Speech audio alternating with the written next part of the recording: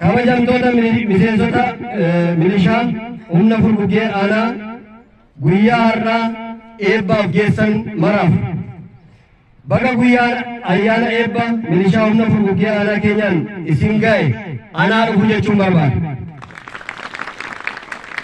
Biyyi tona ga'ee abbootiin keenya gaachanaaf eeboo qabatanii fardaan duulanii lolchiisanii akka aanaa keenyaattis kan akka Dr. Hayilee Fidaaf qabsoo uummata Oromoo addunyaa irratti mul'isuuf kobbee isaaniitiin duula guddaa warra gaggeessaa turan keessaa isaan tokko. Hooggantoota aangawoota olaanoo eebba milishaa humna furgugee irratti argamtan hundaaf dhaamsa kan isaaniif barbaachisu guunneetii miti. Akka humna aanaatti leenjifnee uffachiifnee jirra. Kanaafuu garuu isiniif waan guutamu waan ta'eef imaanaa kana bakka kaabineen aanaa Jimmaa Arjoo jiruu fi humni nageenya aanaa Jimmaa Arjoo jiruu fi humni leenjii humni furgugee milishaa kun jirutti imaanaa kana isinitti laachuun barbaada. Kabajamtoota eebbifamtoota milishoota humna furgugee aanaa keenyaa eebbifamtaniif guyyaa har'aa eebbifamtan jechuun hojiin kun isa xumuraa miti isa jalqabaati malee. Kanaafuu hojii hawaasa gurmeessuu, hojii nageenya hawaasaa eeguu fi tasgabbeessuu, hojii bu'uuraalee misoomaa eeguu fi eegsisuu, akkasumas bu'uuraalee misoomaa humnoota farreen nageenyaatiin mancaan deebisanii ijaaruuf ijaarsisuun sirna keenya lafa qabsiisuun imaanaa guddaa bakka aangawoonni olaanoo fi kaabineen aanaa Jimmaa Arjoo jirutti imaanaa isaa itti laachuun barbaada. Tajaajila olaanaa Saamu'eel Abbabaa gaheen hojii koo itti gaafatamaa kutaa leenjii reejimentii tokkoffaa Jimmaa Arjooti. Leenjii asitti laatamaa ture irraa abbummaadhaan humna addaa dabalatee qaama nageenyaa poolisii wajjin qindaa'uudhaan leenjii laatamaa turedha.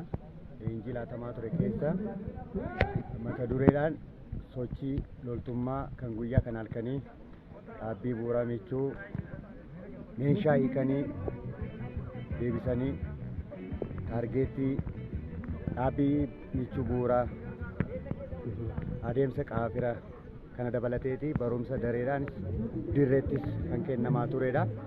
Miseensi kun kutannoo fi ciminaan hanqina tokko malee leenjii laatamaa ture kan galmaan ga'ee harcaatii tokko malee guyyaa gabaabaa keessatti haleellaa michuu diina barbadeessuu, diina ofirraa ittisuu, naannoo ofii sakatta'u, haala taa'umsa lafa wajjin wal baruu wal qabatee kan sirriitti leenjii laatame harcaatii tokko malee leenjiin irratti har'a geenyeetti kun eebbaaf ga'anii jiru.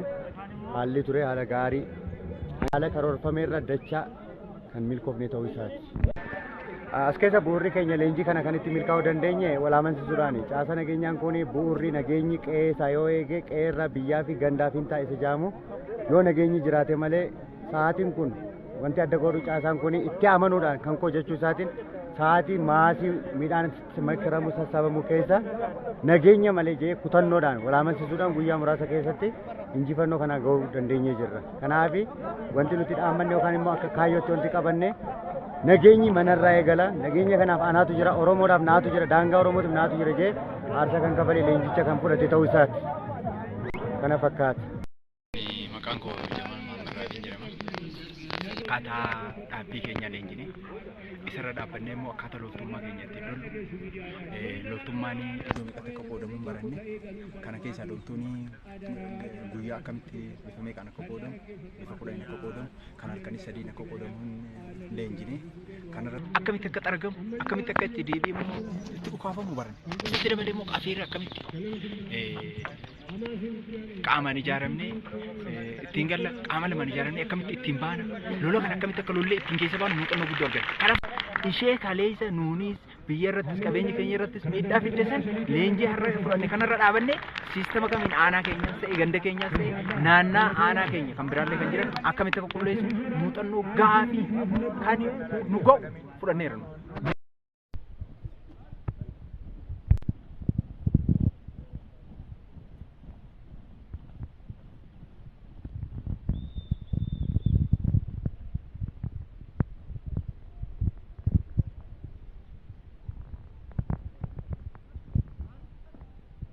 waan isin gaafataniif keessummoonni keenya hooggantoota